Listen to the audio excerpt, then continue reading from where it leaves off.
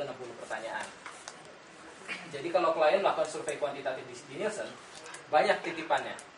Si ini nitipin pertanyaan ini nitipin pertanyaan ini. Jadi itu misalnya panjang. Jadi kita bilangnya line bar. Intinya adalah kita mengukur, kata kuncinya mungkin measure ya. Kalau ada measure itu biasanya kuantitatif, karena angka. Outputnya kuantitatif pasti angka, persentase. Kalau kualitatif mungkin kata kuncinya adalah discover atau explore. Karena mereka sebenarnya dua-dua ini nanyanya sama, bisa nanya alasan segala macam. Tapi di sini keluar persentase, di sini nggak ada persentase. Di sini lebih ke tendensi, insight. Makanya kualitatif itu lebih ke kedalaman, exploration.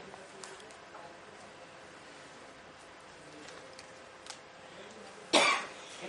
Sampai sini ada yang bingung nggak dengan dua jenis? Ini paling fundamental di research, kuantitatif dan kualitatif.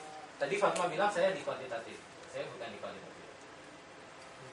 Stella dan Grace juga di kuantitatif. Ada yang mau ditanya?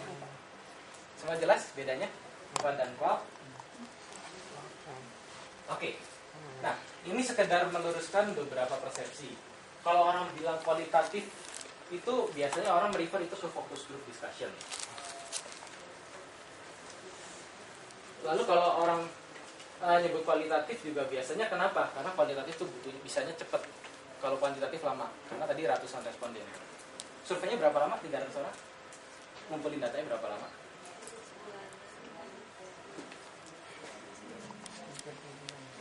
Dua bulan. Oh, oke, ya, kira kurang lebih sama. Kita juga kalau satu survei kuantitatif itu sekitar 2 bulan. Tapi kalau kualitatif itu sebulan selesai. Jadi persepsi-persepsi yang di klien kita tuh, oh kalau butuhnya cepat tuh kualitatif aja deh, nggak ada waktu buat kuantitatif.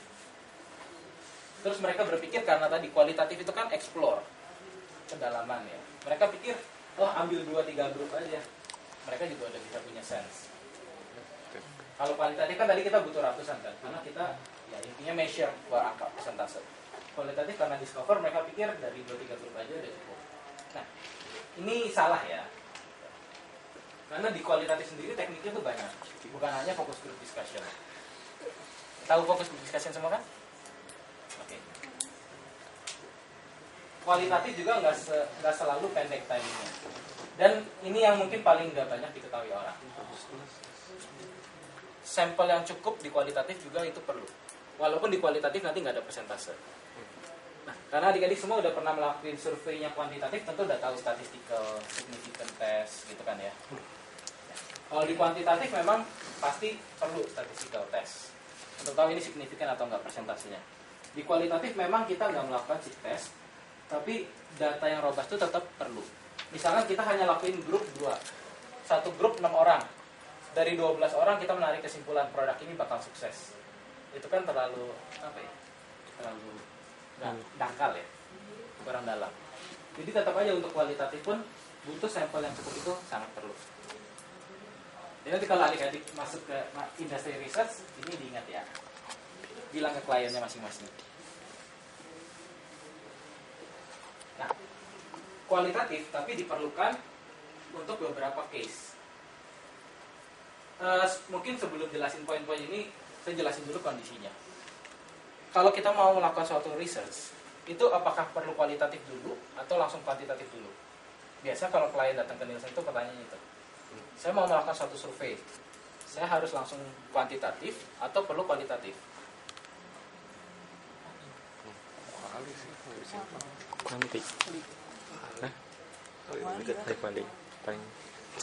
Ya, sebenarnya itu nggak ada perjawaban yang pasti benar atau salah. Kalau di sini kita ngelihatnya, kita akan tanya balik ke si kliennya. Pertama, dia pernah ada survei sebelumnya nggak? Kalau sebelumnya pernah melakukan survei, kita bisa jadi itu patokan, mungkin kuantitatif aja langsung bisa. Kenapa? Karena kalau sebelumnya ada survei, kita bisa olah dari sana, lalu kita jadikan guidance untuk bikin kuesioner kuantitatif. Tujuannya kualitatif dan kuantitatif kalau samaan dilakukan adalah biasanya kualitatif duluan. Ini yang paling common. Kualitatif duluan, mereka mengenerate insight, lalu kita quantify di kuantitatif. Misalkan brand A ini persepsi orang tentang brand A apa aja, A, B, C, D, E. Lalu kita tes di kuantitatif, berapa persen yang bilang A, berapa persen bilang B, berapa persen bilang C. Kurang lebih kayak gitu. Jadi kalau suatu klien datang ke kita, mau ngetes sesuatu dan tanya butuh dua-duanya atau enggak, kita akan tanya, mereka pernah studi sebelumnya atau enggak? Kalau pernah, kapan? Misalnya studinya cukup dekat, kita mungkin nggak perlu kualitatif lagi, langsung kuantitatif. Tapi kalau mereka nggak pernah, contohnya seperti ini, knowledge tentang kategori itu sendiri terbatas, kita akan suggest memang harus kualitatif dulu. Supaya nanti kalau mereka langsung kuantitatif dan ternyata salah, nggak buang-buang duit. Misalkan gini, kita mau ngetes brand A, image brand A itu di konsumen seperti apa? Kalau saya pakai kata image, semua ngerti kan maksudnya?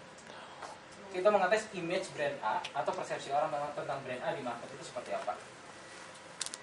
Sebenarnya kalau kita lakukan kualitatif dulu, jawabannya brand A adalah image A, B, C, D, E.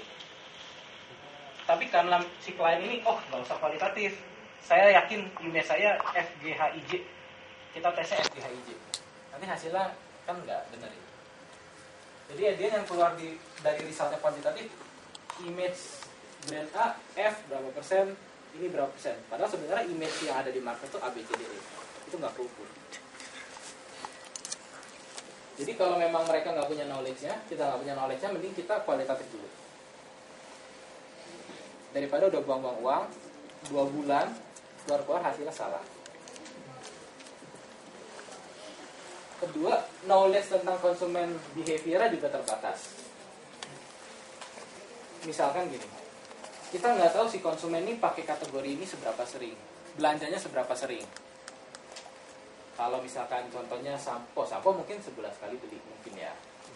Tapi beberapa kategori misalkan margarin, itu apa kita bisa tahu berapa sering belinya? Kalau si klien juga nggak tahu, terus serta-merta langsung ke kuantitatif, bisa aja contohnya biasa beli margarin 2 bulan sekali. Tapi karena kita pikir kita tahu, kita pasang kriteria responden yang beli sebulan sekali, tapi nggak ketemu respondennya. Itu contoh yang paling gampang. Kenapa kita perlu tahu dulu behaviornya untuk tentuin perlu kual atau kuant.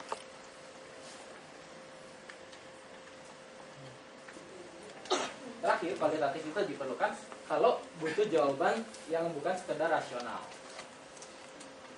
Kalau kuantitatif mungkin pengalaman dari nyebar kuesioner. Nyebar kuesioner atau kalau kita tanya ke orang langsung, yang dijawab pasti rasional.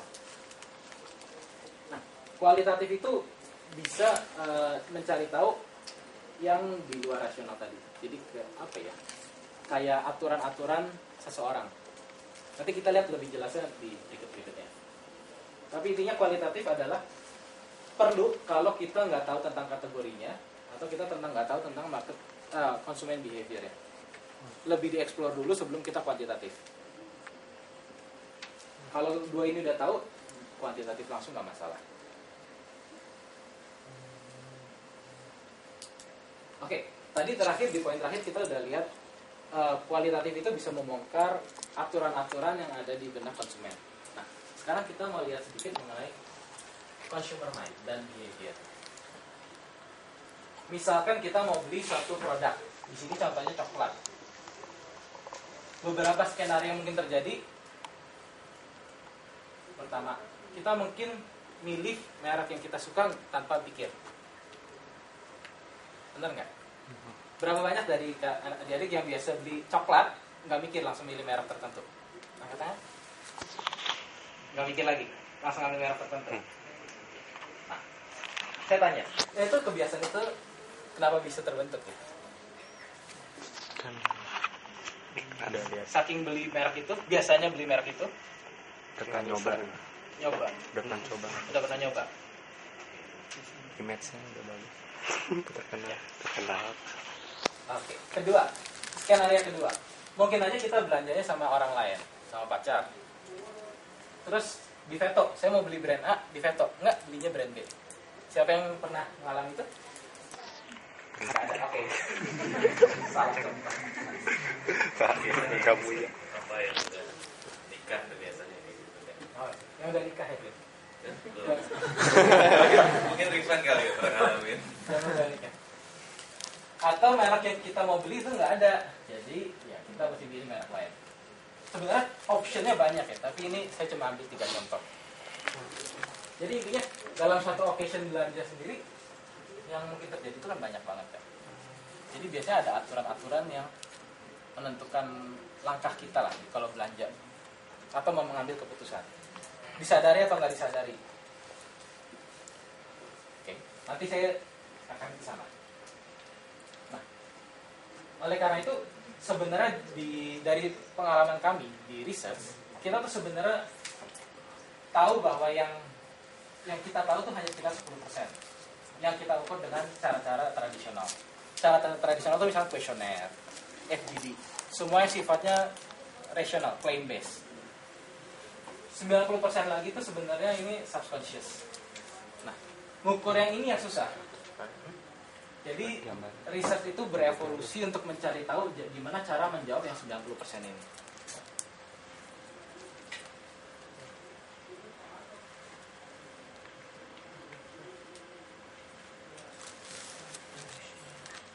Oke. Kalau lihat gambar ini yang pertama dilihat apa? Oh, enggak lah. Samsung. Ternyata. Oke.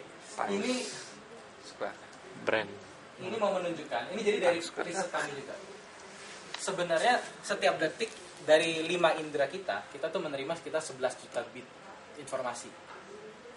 Tapi yang kita proses secara sadar itu hanya 40 bit. Sisanya tuh tersimpan. Itu jadinya subconscious tadi. Jadi tadi yang beli coklat nggak mikir-mikir langsung ambil merek ini. Kalau kita pakainya kuesioner, alasannya karena saya pernah nyoba. Kenapa belinya merek ini selalu? Karena saya pernah nyoba dan ya mungkin puas, nggak ada masalah tuh. Tapi bisa aja sebenarnya ada hal lain yang nggak bisa disebut.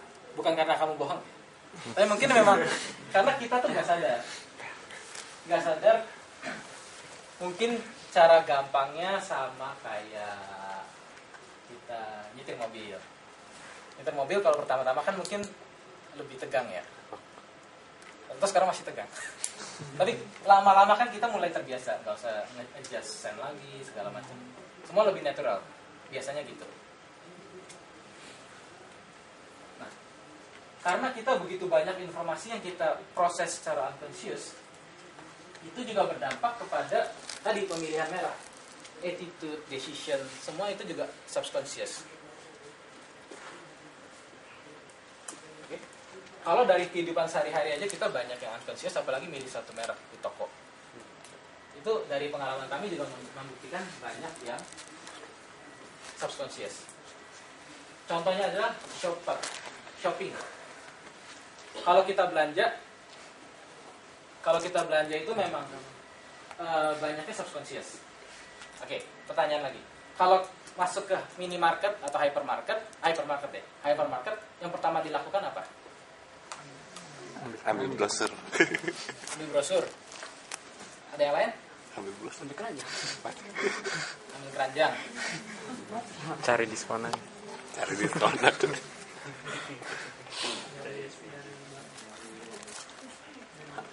Ada yang benar-benar sure nggak setiap kali ke toko, ke hypermarket yang dilakukan pasti itu dulu atau yang ini dulu? Ada yang benar-benar ingat nggak pertama kali sebenarnya ngapain? Langsung masuk. Cari yang dibutuhin. Cari barang yang dibutuhin ya. Ya, begitu kita masuk ke toko kan kita mikirnya saya mesti belanja sabun, sampo, ada list ya. Jadi yang kita lakukan mungkin kita nggak sadar. Kadang kita bawa tas, kita mesti ketitipan barang. Kadang kita mesti ambil brosur dulu. Jadi hal-hal yang kelihatannya remeh, tapi sebenarnya itu kita udah autopilot. Ini karena konsepnya sama. Kita itu nggak sadar yang kita lakukan, kita hanya sadar yang udah kita pikirkan. Kalau kita tanya pakai cara lama, yang tadi traditional approach, pasti dijawabnya yang pertama dilakukan apa? Ya mungkin saya ambil barang ini, ambil barang ini. Tapi kalau shopper research, kita nggak surveinya nggak di rumah, kita surveinya di toko. Jadi kita tempatin orang, ngeliatin di pintu masuk toko, untuk ngeliat Berapa persen orang yang datang naruh tas dulu, nitip barang. Berapa persen orang yang datang ambil tas dulu. Berapa persen orang yang datang ngambil brosur dulu. Tujuannya apa? Jadi kita bisa rekomendasi ke klien kita. Oh, ternyata dari 100% orang yang belanja di toko ini banyaknya nitip barang loh. Mungkin kalau dia mau melakukan sesuatu lewat ada komunikasi atau apa, bisa lewat tempat penitipan barangnya. Intinya hal-hal yang mungkin kita nggak sadari. Nah, kalau kita tanya dengan traditional approach, mungkin si responden kita tuh nggak akan bilang yang tadi.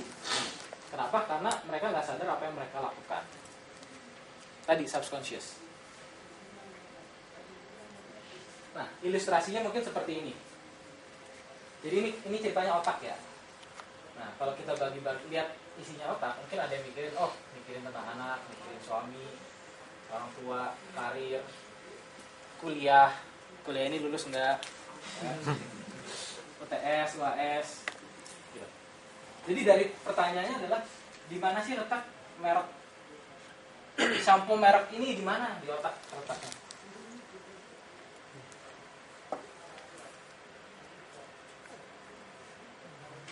Saking autopilotnya atau subconsciousnya mungkin kita bahkan nggak ada. Ini di sini contohnya, mungkin itu disebut, itu cuma lalat doang. Saking kecilnya, mungkin nggak ada bahkan. Kita bahkan nggak mikirin. Jadi yang miss dari sini adalah, dari otak kita adalah rule of thumb. Aturan-aturan tadi yang menentukan kita harus milihnya. Kita memang subconscious. Tapi walaupun kita subconscious, kita tuh punya satu aturan. Misalkan, tadi milih coklat, harus coklat ini. Pasti ada aturan kenapa harus coklat ini. Biasanya klien hire Nielsen adalah untuk cari tahu aturannya itu apa. Untuk cari tahu aturannya tadi itu apa. Kenapa sih harus milih coklat merek A selalu? Tujuannya apa? Misalnya kliennya adalah si perusahaan A, dia tentu mau membuat lebih banyak orang yang punya aturan itu. Kalau klien kita si A. Tapi kalau klien kita adalah perusahaan coklat B, tentu aja dia mau merubah dari yang biasa selalu A jadi B. Jadi tergantung sudut pandang kliennya. Tapi penting untuk tahu aturan-aturan tadi itu seperti apa. Nah, aturan-aturan ini terbentuknya dari beberapa faktor yang bisa kita simpulkan. Misalkan ada function, ini jadi product function. Kalau misalkan tadi contohnya coklat, kualitinya enak, atau kualitinya oke, taste-nya enak, packaging-nya menarik. Pokoknya semua hal yang dari produknya, dari coklatnya. Atau karena social pressure mungkin ya. Relationship, mungkin ini tidak ya, tadi dari contohnya pacarnya. Atau dari word of mouth, atau dari komunikasi yang lain. Atau saya sendiri punya kriteria merek-merek tertentu. Misalkan rokok, di sini ada yang rokok? Ada yang merokok? Gue lagi gue. Nggak ada yang rokok. Misalkan, kenapa saya ambil contohnya rokok? Bukan mengendorse rokok ya, tapi ngasih contoh. Rokok itu kan iklan di mana-mana udah dilarang. Ya kan? Jadi kalau kita lihat iklan TV rokok, mereka pasti pakainya image, simbol. Contoh yang terkenal dulu Marlboro adalah orang naik kuda. Jadi kalau kita lihat itu pasti kita Marlboro nya. Karena mereka dilarang nunjukin orang merokok di TV atau dimanapun, mereka pakainya simbol. Jarum super dengan jeepnya. Terus kalau di Samsu biasanya quality, orang yang cengkeh, tembakau gitu kan. Nah, itu adalah relate ke personality. Kategori yang contohnya rokok adalah kategori yang sangat image driven. Jadi orang milih satu merek tuh attach dengan image yang ditawarkan oleh mereknya. Oke, ini cuma contoh-contoh beberapa kemungkinan yang menentukan aturan tadi. Aturan tadi kita sebutnya Omega Rules. Mungkin gak usah bingung istilahnya, yang penting kata rulesnya aja. Rulesnya berarti kan aturan. Aturan yang menentukan tadi kita melakukan ini, melakukan itu dalam pemilihan produk. Kalau kita survei tentu aja kita mau tahu rulesnya ini apa. Tapi sekedar tahu rules ini pasti nggak cukup dong. Kita perlu tahu juga gimana tadi break the rules. Gimana cara mematahkan rules ini. Itu yang kita sebut di delta moments. Nggak usah dihafal istilahnya, ingat aja delta. Karena teknik industri delta artinya apa? Beda. Perbedaan. Perbedaan. Delta Perbedaan. selisih. Selisih. Perbedaan. Delta Kalau itu selisih. gue ini kalau teknik semua. Jadi saya tes ke Dita juga nggak tahu, jadi nggak usah. Delta itu selisih. Misalkan A dikurangin B, ada selisihnya, makanya itu delta. Di sini kita maksudnya delta adalah perubahan. Apa sih yang bisa menyebabkan aturan itu berubah? Jadi kalau studi mengenai tadi consumer behavior itu, biasanya kita cari tahu rules-nya apa, cara merubah rules-nya itu gimana. Dan ini kalau di Nielsen kita pakainya kualitatif. Pasti kualitatif. Karena kalau kita tanya pakai questionnaire, nggak ada yang jawab. Aturan kamu apa milih merek? Udah biasa aja. Tapi kalau di kualitatif, yang kita lakukan adalah kita akan petakan. Misalkan dari pertama kali kita buka tabungan, contohnya saya. Pertama kali buka tabungan kapan? Oh, waktu masih SD. Kenapa buka tabungan? Waktu itu dari sekolah ada endorse untuk buka tabungan. Tiap stage dari buka tabungan itu di plot. Nanti kita tahu. Misalnya tadinya mau buka tabungan bank A nggak jadi, dan jadinya bank B. Kenapa? Jadi kita tahu aturan-aturannya, veto-vetonya apa. Itu cara kita bikin aturan omega rules sama delta momentsnya dengan men-trace journey-nya. Journey dari pertama kali dia pakai sampai sekarang.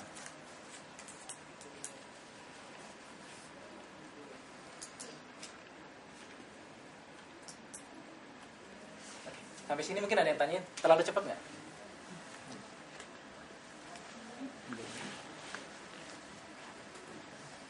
Oke. Ini contoh yang tadi. Misalnya kita mau beli pasta gigi. Di sini kita ada beberapa contoh beliefnya itu seperti apa. Misalnya personality,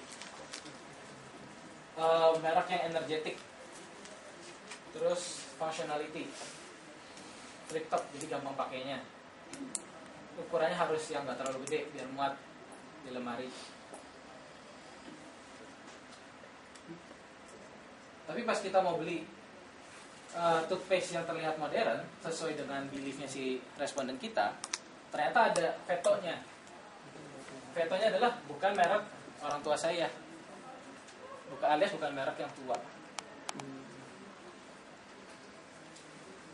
Lalu harus juga merek yang terkenal. Terus ternyata harus juga diterima oleh pasangan. Dari segi price nggak terlalu murah, karena dia nggak mau murahan, tapi juga nggak terlalu mahal. Dia punya price concern juga.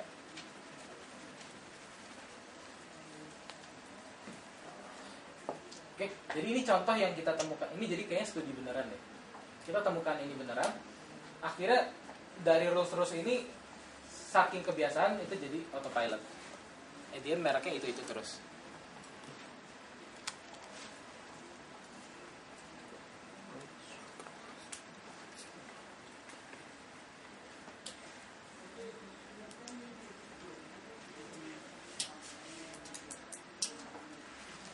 Ini contoh rules tadi.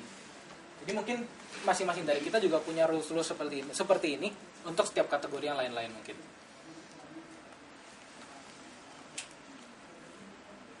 Ini yang kita coba cari tahu melalui research.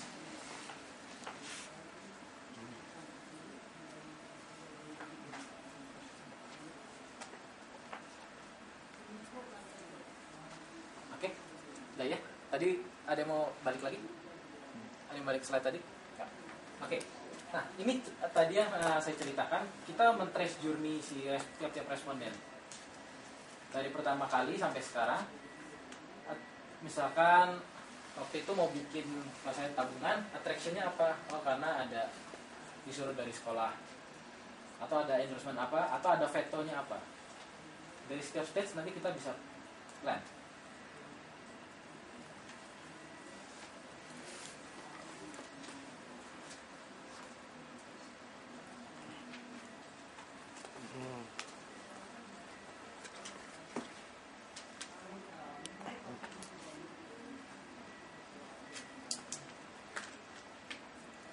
Gunanya buat kalau klien kita adalah si brand yang kuat di market, tentu aja kita mau bikin tetap autopilot. Kalau brand klien kita adalah kompetitor, tentu aja kita mau break di autopilot. Jadi point of view-nya tinggal tergantung kliennya siapa ya. Tapi biasanya rules-nya kalau kategorinya sama, kriteria respondennya sama itu akan mirip.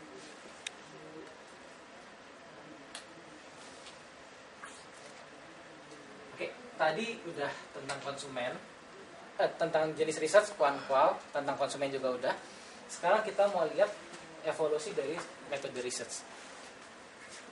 Karena kan tadi di awal kita ada lihat kalau kita kan lebih ke subconscious.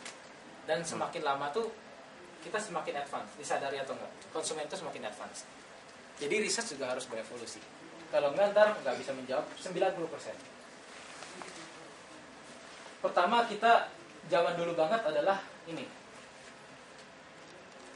stated to derive. Jadi kita nanya langsung ke responden, kayak tadi pakai kuesioner atau FGD untuk dapat jawabannya langsung. Tapi di sini nih susahnya adalah karena kita banyak yang subconscious, yang kita tangkap tadi hanya 10%. Atau jawabannya kadang politically correct. Jawaban yang apa ya? Istilahnya apa? Politically correct. Jawaban apa ya? Normatif ya. Kalau kita tanya di pakai kuesioner atau FGD, kadang-kadang jawaban yang keluar adalah jawaban yang normatif. Kejelekan metode yang dulu adalah kalau kita pakai kuesioner atau FGD, jawabannya normatif. Oleh karena itu kita sekarang berubah. Misalkan tadi tradisional jadi lebih modern. Kita pakainya observation. Contohnya di toko tadi, kita taruh orang untuk mengamati apa yang dilakukan oleh orang yang belanja. Kalau kita tanya ke orang di rumah, mungkin kan jawabannya saya langsung ambil barang. Tapi karena kita taruh orang di pintu masuk, bisa ngeliatin sebenarnya dia ngelakuinnya apa. Yang nggak disadari tapi dilakukan. Jadi kita menghindari bias tadi. Atau body gesture. Ada yang tahu film Lie to Me? Serial? Ini apa dengar? Lie to Me? Detektif ya? Bukan. Detektif. Lie- Yang detektif. Itu si Son Eun-hye ya? Yang detektif Lie ya? to Me ya? Bukan, ini detektif. Yang detektif pernah. Detektif. Film detektif Lie to Me. Pernah nonton ya? Oh iya. Pernah. Boleh ceritain nggak ke teman-temannya tentang Lie to Me? sedikit? Gue lupa inget. Jadi di Lie to Me itu Dia cuma nonton potong. atau Criminal Minds, tahu nggak? Criminal Minds kan profiling. Kalau Lie to Me, dia melihat gesture. Jadi pas si tersangkanya di interview, dia tuh ngamati gesturnya. Misalkan gesturnya kalau orang tegang akan tegang, itu kayak gimana. Jadi dia tahu kemungkinan dia salah atau enggak. Itu konsepnya sama. Konsepnya sama dengan yang kita apply di research. Kita observe, jadi kita nggak nanya. Karena kalau nanya ya dia yang keluar ya normatif tadi. Kita observe untuk tahu benar-benar dia tuh ngelakuinnya gimana.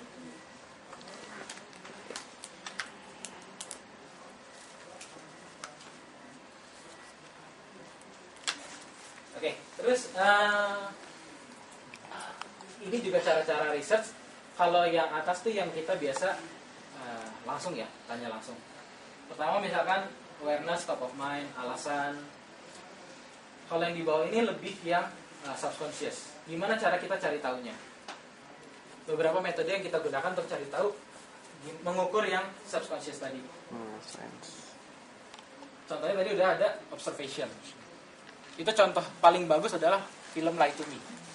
Nanti nonton ya. Tapi bukan yang Korea. Karena itu jelas bukan observation.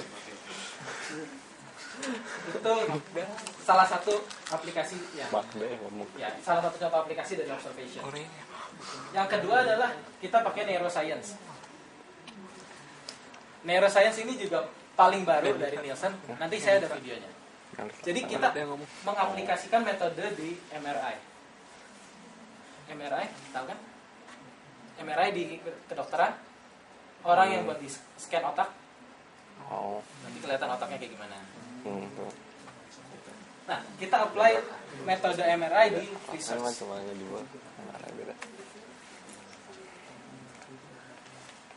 Nanti saya ada videonya. Kenapa? Caranya gimana? Itu menarik banget. Itu paling baru dari Nielsen.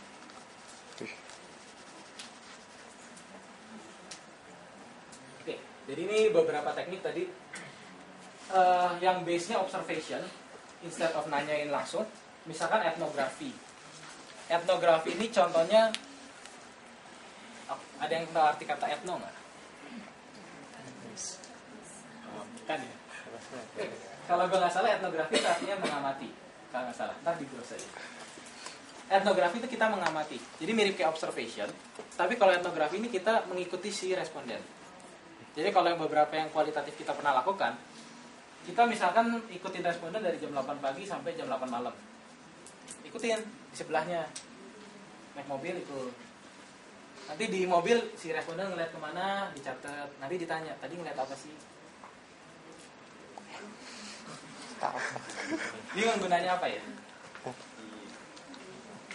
Kalau di mobil tadi, contoh gunanya adalah misalkan dia tertarik sama billboard. Oh, billboardnya kayak apa sih yang bikin dia tertarik?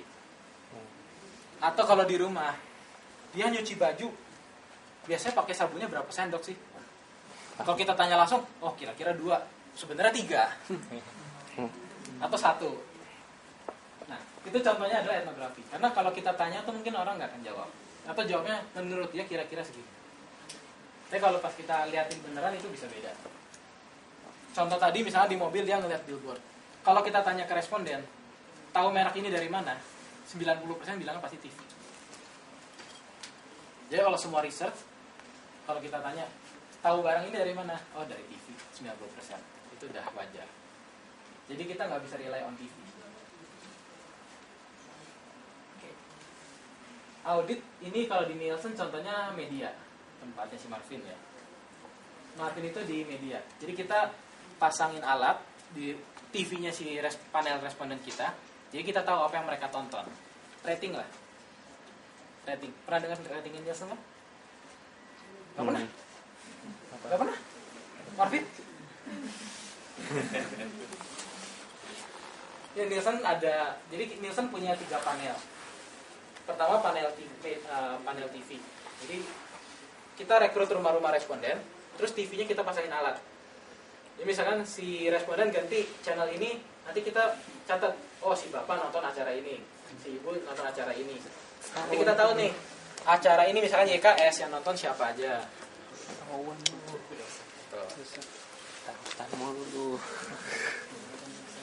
Itu contoh panel yang TV. Dari situ kita keluarin yang namanya rating.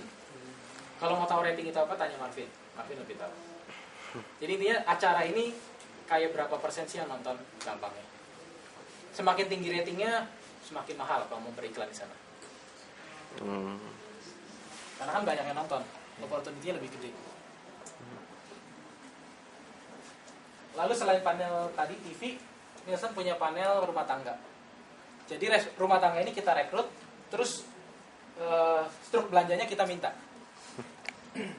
Struk belanjanya kita minta, botol kosongnya kita minta. Bekasnya. Jadi misalkan di struknya ada belanja di sampo 3 botol, di sabun mandi 3 botol. Nanti kita datang, mana botolnya? Kita catat pembelian di rumah tangga. Terus sebenarnya ada yang tahu nggak bedanya panel sama responden biasa? Ya bisa jawab. Panel sama responden biasa. Ini bisa bantu katakan? Kalau ada kata panel? Kalau tahu dibeli makan siang mah. Oke. Jadi kalau panel itu, jadi kita rekrut responden tadi kan, kayak si Rifan bilang. Responden ini kita rekrut selama beberapa periode nih, bisa 1 minggu, bisa 1 bulan, bisa 2 tahun, tergantung ya. Ya tapi yang pasti selama kita kerjasama dengan responden itu seperti sama responden biasa. Responden biasa udah mati, begitu selesai survei, biasanya kan udahan ya, selesai. Kalau ini enggak. Jadi kita kerjasama terus selama durasi kerjasamanya. Biasanya di dalam periode kerjasama itu kita berikan semacam insentif kepada responden, tapi non monetary ya, finansial. Gitu. Jadi perbedaannya dari apakah dia ini setelah survei selesai atau enggak, misalnya. Jadi survei yang biasa kita lakukan ada 2 jenis tadi. Kalau satu kali selesai udahan namanya ad hoc. Ad hoc. Jadi kita ad hoc ya itu istilahnya nggak usah dihafal. Intinya habis interview kasih gift bye bye. Atau ada responden yang memang kita maintain. Nah yang maintain itu tadi contohnya TV. Kenapa yang TV itu harus kita maintain? Karena nggak gampang ngajarin orang, Pak tiap kali ganti channel dicatat ya. Nah, bagusnya kalau kita pakai panel, itu kita bisa nge-trace nih perilakunya si responden ini kayak gimana sih. Kalau kita cuma nanya kan nggak kelihatan ya. Terus juga kalau pakai panel, biasanya panel ada macam-macam. Nah, misalkan di media, di TV, kita nggak perlu nanya dia ini nonton apa, karena perilakunya ini udah terekam di alatnya itu. Nah, ini tadi mungkin nambahin si Rifan ya. Ini mengurangi bias lah. Bias kalau kita nanya ya. Kalau nanya kan kayaknya nonton TV, CTI, program apa gitu. Padahal dia ganti-ganti channel kan. Ini nggak kelihatan. Nah kalau pakai panel itu bisa dilihat perilakunya ada perubahan apa enggak sih. Kalau kita pakai responden biasa, kita tanya satu kali. Tapi kita nggak tahu kan berikutnya dia ada perubahan perilaku apa enggak.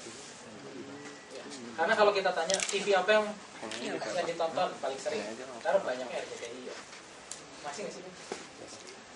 Ntar RCTI semua. Padahal sebenarnya yang dilakukan tuh nggak selalu nonton RCTI.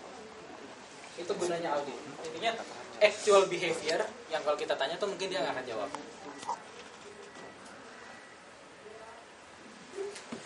Consumer immersion ini susah jelasnya. Intinya sama mirip-mirip kayak etnografi. Star observation juga tadi kita taruh orang di toko untuk ngeliatin. Shadow shopping, kalau tadi etnografi kita mengikuti benar-benar aktivitas dari pagi sampai malam. Kalau shadow mengikutinya pas di toko, shadow shopping. Pas di toko, jadi dari pintu masuk sampai pintu sampai bayar kita ikutin. Misalkan di aisle biskuit dia ngeliatinnya merek apa, merek mana yang dia ambil. Ambil merek A, taruh lagi.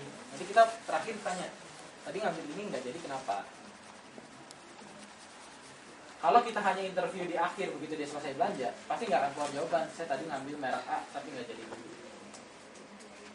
Nggak mungkin ingat juga. Makanya kita perlu ngikutin untuk tahu. Buat klien kita gunanya apa? Misalnya klien kita tadi si biskuit A, kita tahu opportunity kita untuk dibeli itu sebenarnya besar, tapi banyak kan yang akhirnya nggak jadi. Nggak jadinya kenapa? Mungkin contohnya gini, ada yang suka mainan pet ya? Ya, ada ya. Ada yang pernah lihat ya suatu meme gitu ya? Bedanya cowok sama cewek dalam hal belanja. Oh, pernah. Ada tuh gambar, ada gambar Pernah lihat. petanya tuh ya, peta toko. Kalau cowok tuh udah tahu dia maunya apa. Begitu masuk, belok sampai di raknya, terus langsung ke kasir. Kalau cewek itu pasti muter-muter, nggak tahu muternya kemana. Baru nanti sejam kemudian baru selesai. Gitu. Nah, ini gunanya untuk yang si accompanied shopping. Kalau nggak shadow shopping, kalau nggak ya store observation. Jadi tahu nih perilaku masing-masing responden, masing-masing demografi ya, atau karakter dari responden itu pola belanjanya ada perbedaan apa enggak sih?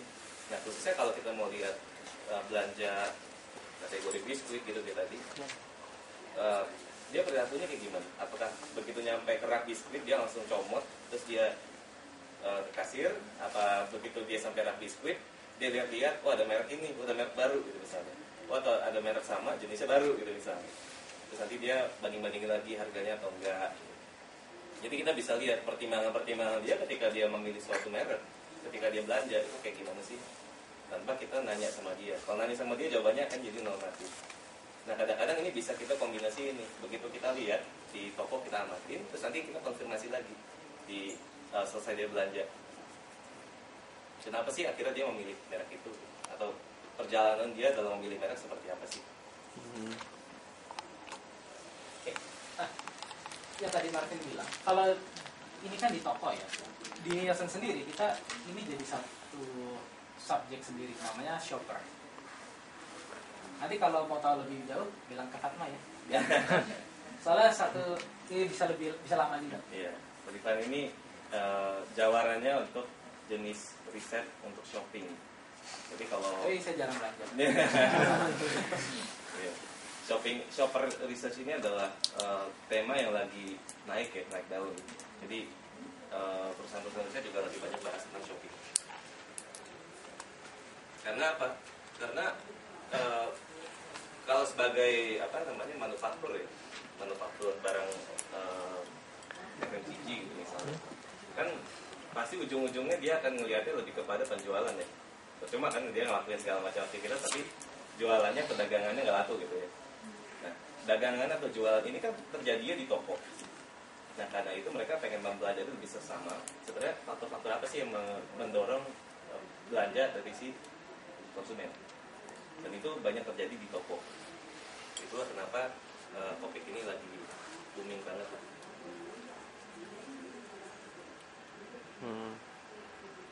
Oke, thank you. Nah, itu shopper. Kalau tertarik nanti kita set lagi. Lalu yang berikutnya adalah neurofocus. Ini yang kita aplikasikan metode MRI ke market research. Kalau ini saya bawa slide-nya, nanti saya jelasin.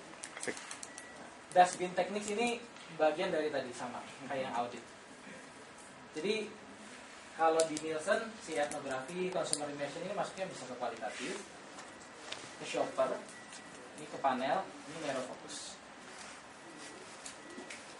Bagi-baginya gak usah bingung, tapi ini beberapa teknik. Atau teknik lain adalah misalkan projective teknik. Projective ini contohnya misalkan mengandaikan brand ini. Kalau brand ini adalah orangnya yang kayak apa? Jantan, berpetualang, atau lembut, modern, inovatif. Kalau jadi warnanya apa? Kalau jadi binatang kayaknya nggak pernah jadi binatang. Tapi kira-kira gitu. Kita berusaha memproyeksikan si satu merek ini nih dengan beberapa atribut. Gunanya apa? Misalkan tadi contohnya rokok. Kalau misalkan Marlboro, tentu aja kan dia mau dapat image-nya jantan. Ya naik kuda masa nggak jantan ya? Terus berpetualang. Nanti si konsumen itu dapat nggak image yang udah dikomunikasikan itu? Kalau kita tanya langsung pendapat Anda tentang Marlboro, kesan Anda tentang Marlboro apa ke konsumen? Oh, Marlboro naik kuda ya? Ya itu nggak bisa juga ya. Jadi akhirnya kita pakai proyektif. Beberapa atribut kita udah set, jantan, macho, petualang, lembut, inovatif, modern, kelas atas, anak muda, mana yang sesuai untuk Marlboro?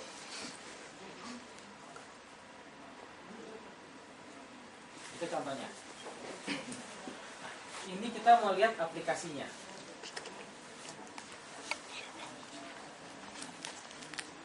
Aplikasinya saya skip aja ya. Nah, lebih contohnya kayak gini deh. Ini milih packaging.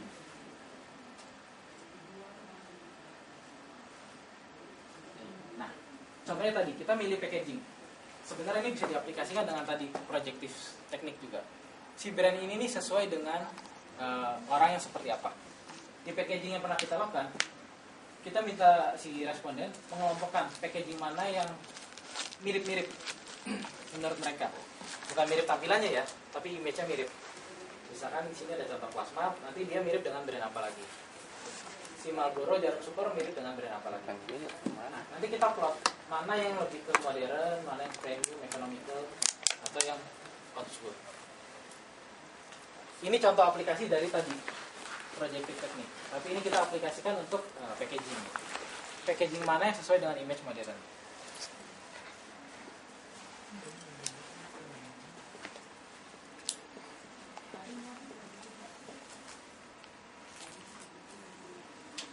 Lalu ini juga contoh aplikasi tadi. Kita instead of nanyain, kita minta responden mengisi diary. Mengisi diary. Ada masih ngisi diary? Kalau jadi responden kita nanti kita kadang minta ngisi diary. Misalkan contohnya yang paling gampang, Diary. kita minum kopi. Minum kopi, setiap kali minum kopi kita minta ngisi diary.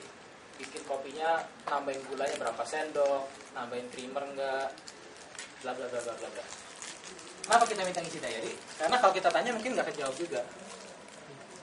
Mana tahu, mana ingat setiap kali bikin isi berapa. gulanya berapa. Cuma kita akhirnya akan ambil rata-rata kalau kita tanya. Tapi kalau kita pakai diary kita bisa cocokkan. Misalkan pertama kali minum kopi kalau pagi hari gulanya 3, kalau siang gulanya 1. Jadi kita tahu oh ternyata ada beda ya dari segi waktunya. Sementara kalau kita tanya pakai kuesioner biasa, bikin kopi biasa gulanya berapa? 2. Kita pikir pagi atau siang semua gulanya 2 juga. Nah, gunanya apa?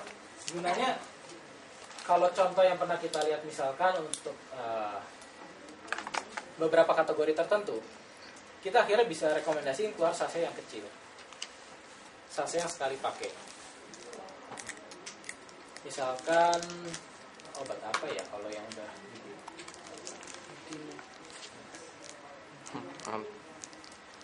ya, atau beberapa kategori misalnya sabun cuci itu kan ada yang sachet sekali pakai kan.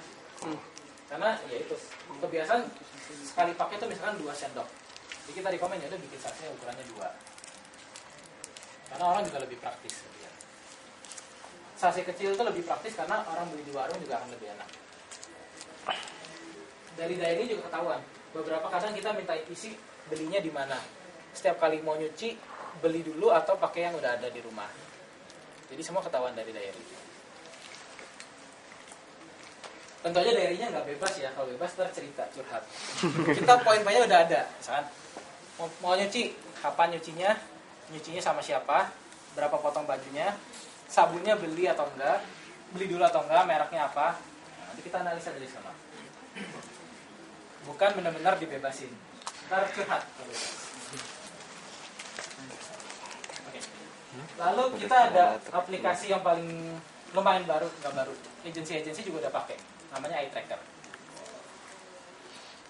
Sesuai namanya, Eye Tracker adalah kita mengikuti gerakan si pupil mata. Caranya adalah si responden kita pakai kacamata kayak gini nih. Terus dia jalan ke toko, nanti kita bisa tahu apa aja yang dia lihat. Yang paling banyak merahnya ini yang berarti yang paling sering dilihat. Jadi kalau saya pakai kacamata ini ke kalian sekarang, saya bisa tahu mana yang ngeliatin saya, mana yang ngeliatin ini, mana yang ngeliatin kita.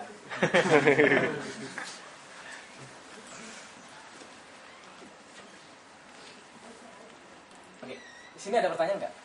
Atau bingung gunanya apa eye tracker?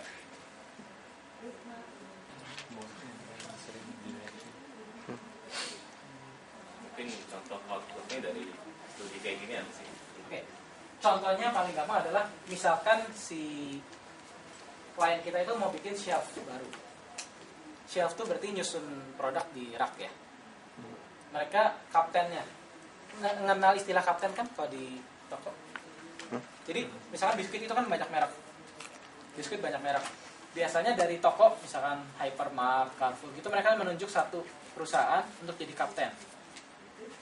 Nanti kapten ini yang menentukan susunan layout biskuitnya. Makanya kenapa di Carrefour susunannya beda, di Hypermart susunannya beda, karena kaptennya mungkin beda. Jadi nanti sampo ada kaptennya yang nyusun susunan. Oh, Pantene harus di sini, Lifebuoy harus di sini, Dior harus di sini. Jadi misalkan dari eye tracking ini kan akan kelihatan nih ketika sebelum orang ngambil barang gitu ya, misalkan kalau di sini minumannya, misalkan kamu mau ambil minuman dari chiller gitu ya, ketika sebelum kamu ngambil minuman dari chiller, mata kamu ngarah kemana sih sebenarnya? Banyak kan langsung di atas gitu ya, yang high level, atau kamu ngelihat dia sampai ke bawah misalnya. Nah ini akan mempengaruhi pola penyusunan si produk itu di chillernya. Bisa di chiller, bisa juga di rak kalau tadi ya. Jadi penempatan ini juga nantinya kan kalau misalkan pengguna datanya adalah si retail yang punya toko, itu juga akan bikin dia ketika naruh barang itu ada harganya kan. Ketika si konsumen nggak ngelewatin daerah yang dia taruh itu kan jadi kerugi ya. Ngapain taruh di situ nggak dilewatin. Jadi itu yang akan membuat dia juga bisa bargaining nih sama si pemasoknya. Barangnya mau ditaruh di mana yang paling strategis, yang paling dilewatin oleh si konsumen. Oke. Contoh tadi kalau di toko itu kan ada satu kapten. Misalkan kaptennya Pentin. Saya sebagai contohnya apa ya? Head and shoulder. Ditaruh di paling bawah. Gitu kan. Nah, pakai eye tracker. Jangan-jangan memang posisi itu ternyata nggak bagus sama sekali. Jadi kita juga tadi yang Marvin bilang, kita bisa bargain ke tokonya. Saya ditempatin paling bawah, gimana saya mau jualan? Untuk lihat apa sih yang dilihat oleh shopper di toko. Itu cuma salah satu contoh aplikasi. Tapi kita juga bisa aplikasikan cara lain. Misalkan kita ngetes iklan. Misalkan kita ngetes iklan, kita tunjukin iklannya, respondennya akan ngelihat, oh dari iklan ini ngelihatnya bagian yang mana.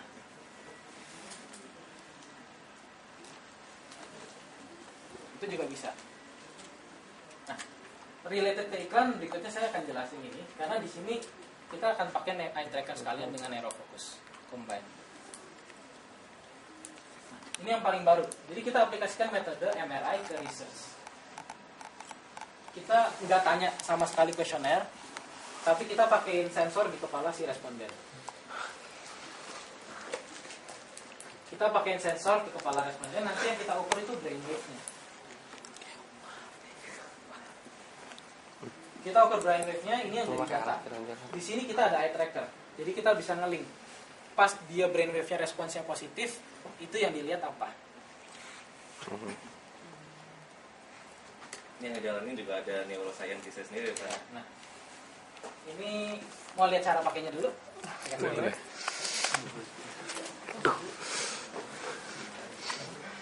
Mau diri lah, keliling lah.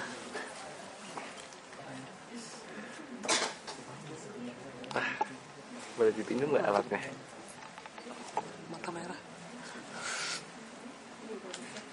And the NeuroHat is the device we use to. She's now being prepared by one of our neurophysiologists for the NeuroHat.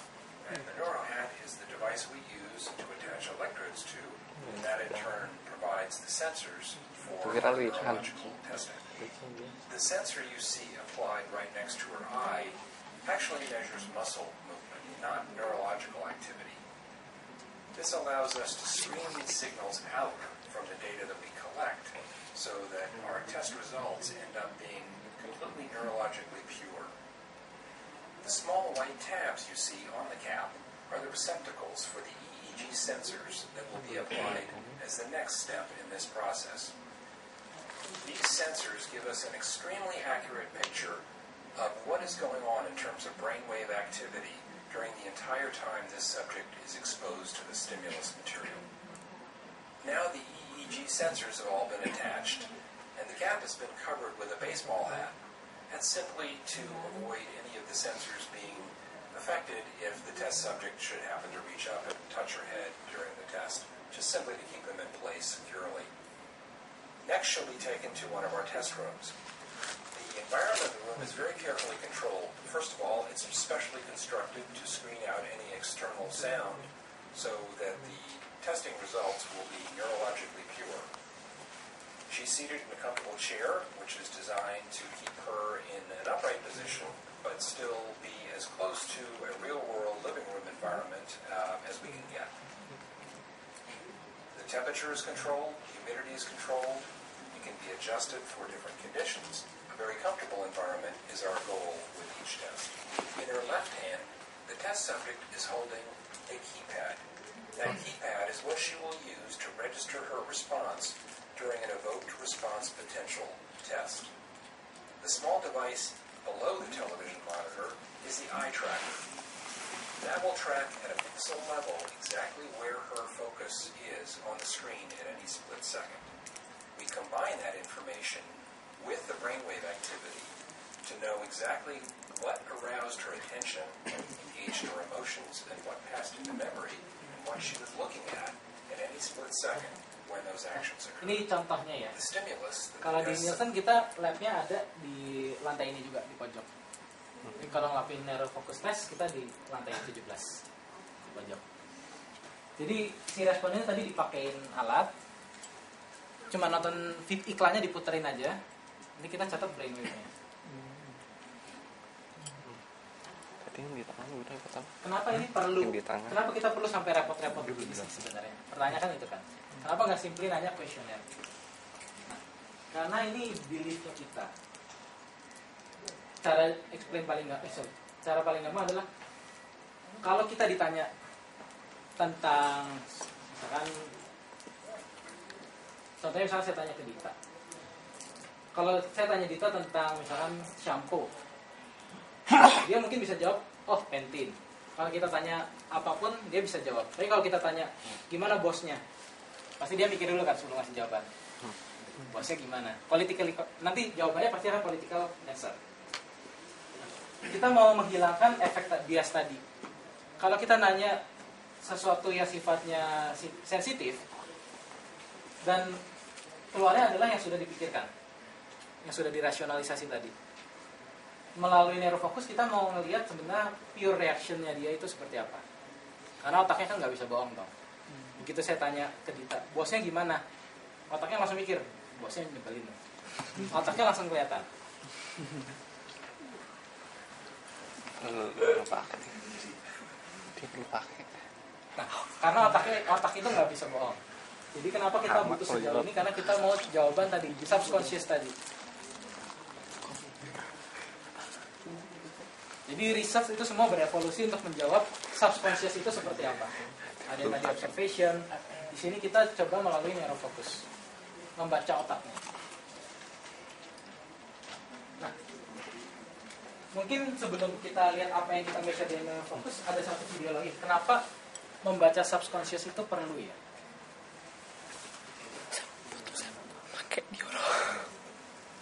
Ini ada contoh video lagi, dilihat ya.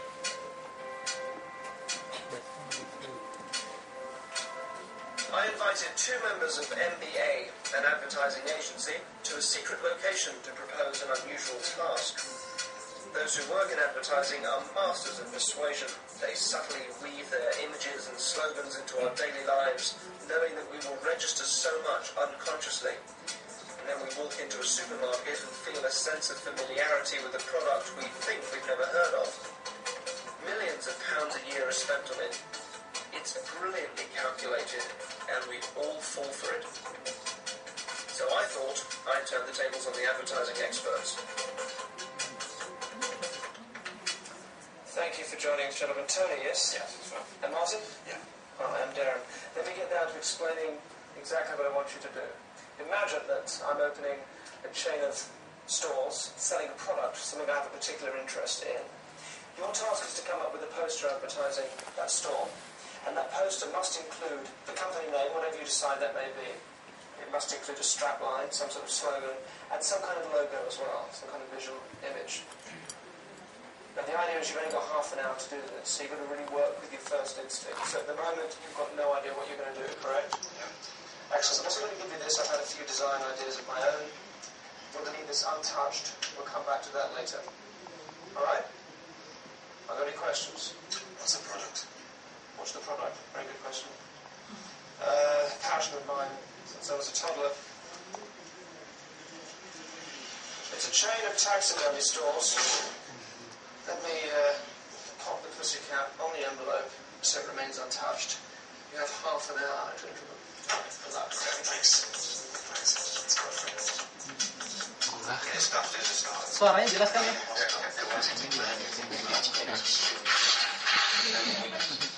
Quality that says like nice, positive, effective. Yeah. Animals go and we have a grave. But the best animals go to lots of clouds with animals on them. That's really good. Bird and half. Yeah. Only the best winter animals close. It's the best place to get animals. Simple. Okay. And Tony, can you take the envelope I gave you earlier? Can you please vouch for us here that no one's been anywhere near it? It's been under a dead cat. No one's touched it. That's right. That's the truth. That's the truth. People, they come in here. Now, before we have a look at it, just tell me, what was it like? We started off thinking about the name. We thought that was probably the best thing to do. Sure. And then take it from there. We banged out a load of ones that were probably completely stupid. and then got down to the ones that were slightly stupid, and then we kind of went back and forth for a bit, and then kind of got something we liked and developed it. Can I have a look? Sure. Is this it? That's fantastic. It's a bear with a lion. So it's Animal Heaven, the best place for dead animals. And it's obviously, you'd see that it was stuffed. How did you come up with the name Animal Heaven? We had the idea of the pearly gates of heaven being the zoo gates. Zoo gates, that's the gates of heaven. That's interesting. I.e. sort of all the animals that are dead are in a dead zoo, if you like, in heaven. And then we just kind of thought, well, it's kind of nice, but it's a bit twee. We wanted to make it a bit funkier. And then we thought a half-plain bear just answer the brief. That's fantastic. I do want to show you my own ideas from beforehand. Okay. I don't want to touch. Would you open them for me? Sure. Anyway, I think you'll find this interesting. Sorry.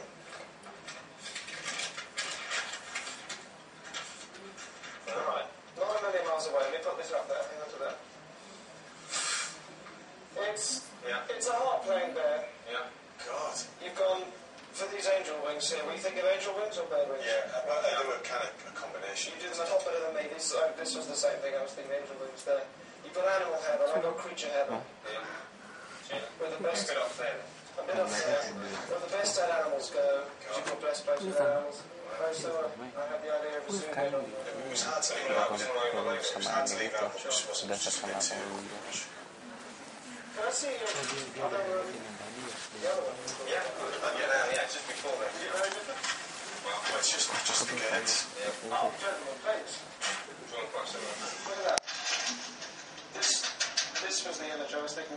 I've got it there in the background, because this to me was the more striking image, and interestingly, you abandoned this for this one. This was published in But the first bear I drew looks exactly like that one, actually. It did, yeah. The first bear you Yeah, I'll show you on the Show me, what have we got?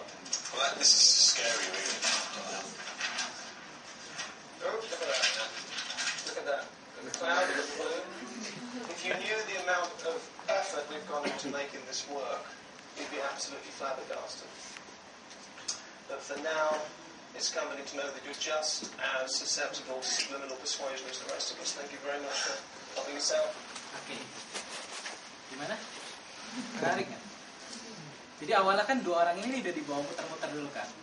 Nah, sebenarnya mereka nggak sadar kalau mereka tuh udah melihat simbol-simbolnya tadi. Kita ulang sekali lagi videonya ya. Iya. Sebenarnya mereka udah lihat tapi nggak notice. Ntar saya pause di tempat-tempat simbol-simbol tadi. I invited two members of MBA, an advertising agency, to a secret Zoo. Orang mereka tadi mikir ada zoo. unusual task. Those who work in advertising Zoo gate. Nih, zoo gate. Di bajunya kurang jelas ini. are masters of persuasion. They subtly weave their images and slogans into our daily lives, knowing that we will register so much unconsciously.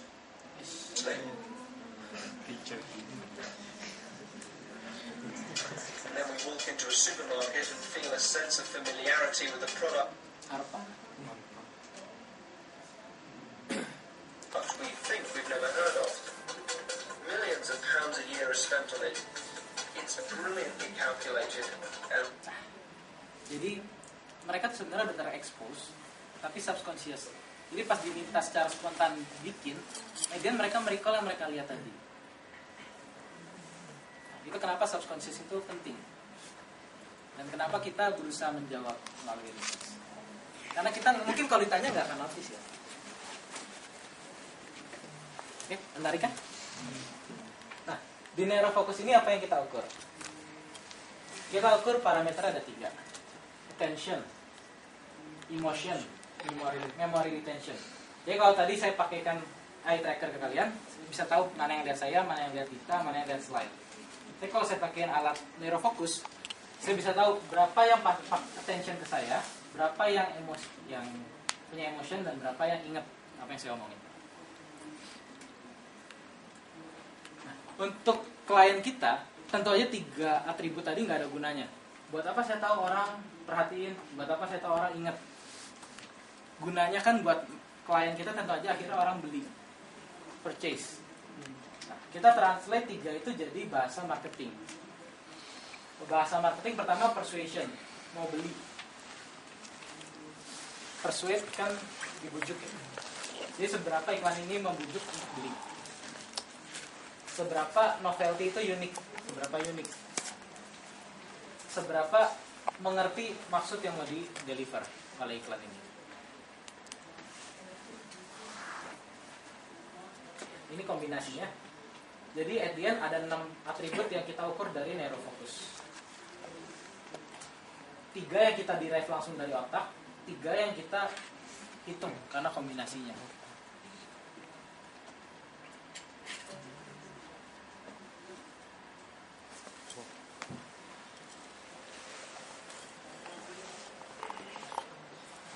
Oke.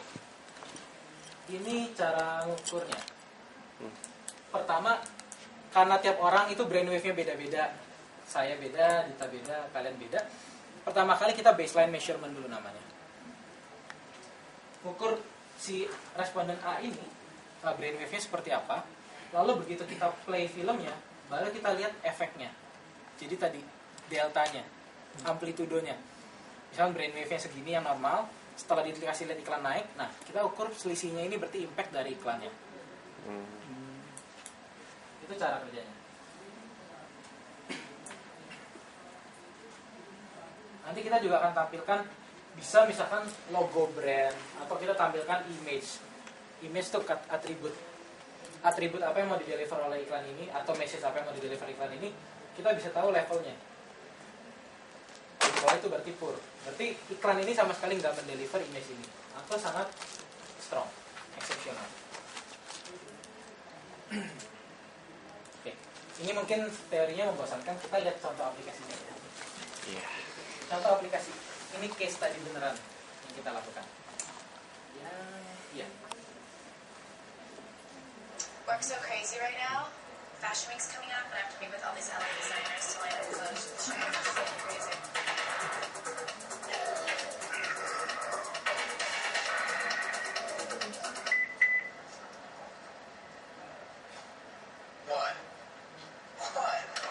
Reflect your style. Get the new ultra sleek LG Shine. It's this season's hottest accessory, designed to move you fashion forward. Now just $49.99. Only from AT&T. Nah, ini iklan aslinya. Saya putar sekali lagi ya. Iklan asli yang kita tes dari kliennya. Work so crazy right now. Fashion Week's coming up, and I have to meet with all these LA designers to line up clothes for the show. It's so crazy.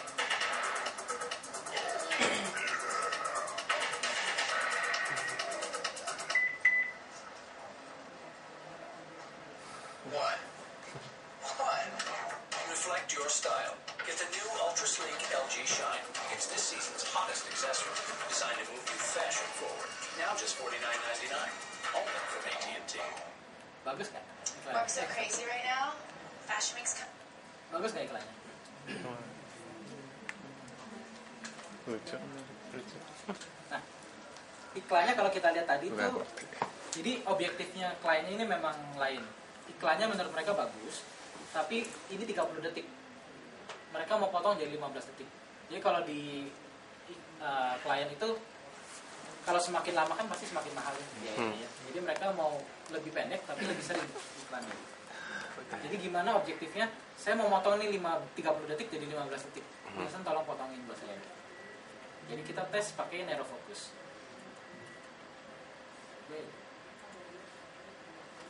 Nah, ini dashboardnya. Work so crazy right now. Dashboard itu jadi ya kayak tampilan. Kalau kita lakuin neurofocus tadi, iklannya di sini, kotak ini berarti eye trackernya. Pupil mata si responden waktu kita tes ngeliatnya kemana. Oke. Brainwave-nya nanti kelihatan di sini, di bawah.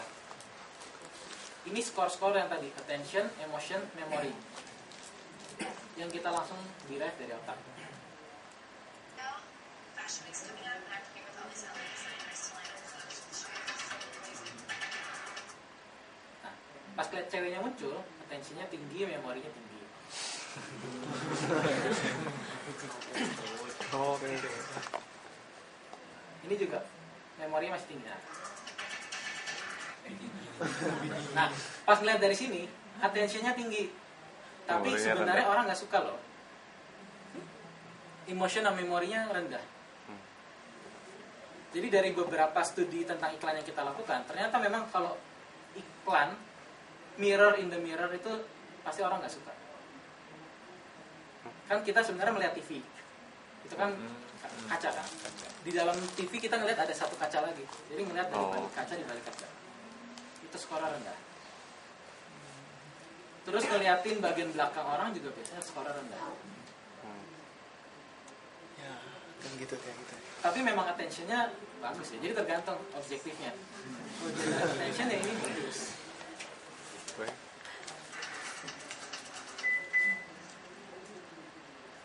Nah, pas ini juga attention tinggi, memori tinggi, karena ini kan lucu kan.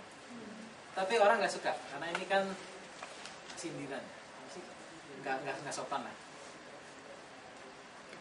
Langsung lihat. Nah, Tadi. Sedikit. Naik sedikit. Nah, mau ngasih lihat kebalikannya tadi, nunjukin belakang tuh orang nggak suka. Attention tinggi, yang dua ini rendah. Tapi kalau iklan itu nunjukin zoom, close up muka, attentionnya rendah tapi orang suka. Jadi kalau iklan-iklan yang ada bagian zoom muka itu sebenarnya kita sebenarnya suka scene atau bagian iklan yang itu.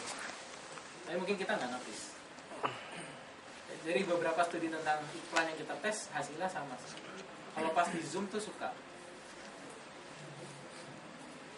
Contohnya misalkan yang kita lakukan untuk case study kita pernah tes untuk Telkomsel, iklannya Sule.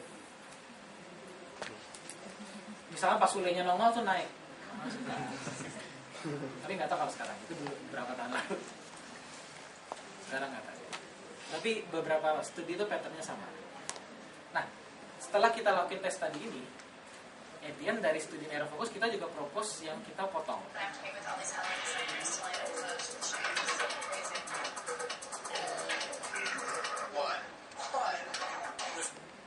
Bagian yang teksnya lebih hilang. ya. Karena orang kan nggak suka tadi. Jadi Edian kita potong jadi 15 detik doang iklannya.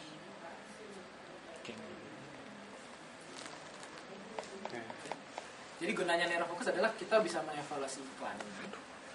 Kita tahu mana yang orang suka, mana yang nggak suka, dan kita bisa rekomend ke klien kita kalau mau dipotong jadinya kayak gini. Jadi kalau dipotong iklannya kan jadi 15 detik tuh. Kalau menurut rule of thumb ya, prinsipnya katanya orang kalau melihat 3 kali minimal tuh orang baru ingat. Jadi yang tadinya 30 detik begitu dipotong jadi 15 kan dia masih punya lebihnya tuh. Lebihnya disebar. Jadi nambah frekuensi dia ngelihat iklannya. Makin sering ngeliat iklan dia makin nempel. Jadi makanya ada iklan-iklan annoying kan. Cuma diputar 3 kali cuma ngomongin mereknya doang. Kurang lebih. Terserah mau suka nggak suka tergantung nih. Jadi masing-masing iklan tuh punya objektif. Mau dia disukain, mau nggak disukain tapi nempel, mau disukain tapi pesannya nempel gitu, macam-macam. Jebel itu baru. Contoh yang paling common di Indonesia untuk Neurofokus itu untuk iklan. Tapi sebenarnya kita bisa ngetes juga untuk yang lain-lain. Misalkan untuk produk tes kita bisa. Jadi kalau di luar negeri kita pernah tes bir. Sebelum minum, jadi pas baru dibuka suruh bauin otaknya gimana, responsnya. Tegukan pertama responsnya gimana. Kita bisa tes. Atau majalah mau di-launch ada 3 version cover. Cover mana yang paling disukai, itu kita bisa tes juga. Packaging, shelf, sebenarnya semua yang berhubungan dengan visual dan audio bisa kita tes. Sensori juga bisa. Pokoknya 5 sensor. Iya. Semua yang berhubungan dengan 5 sensor bisa kita tes pakai Neurofokus. Karena dia otak kita kan merespons.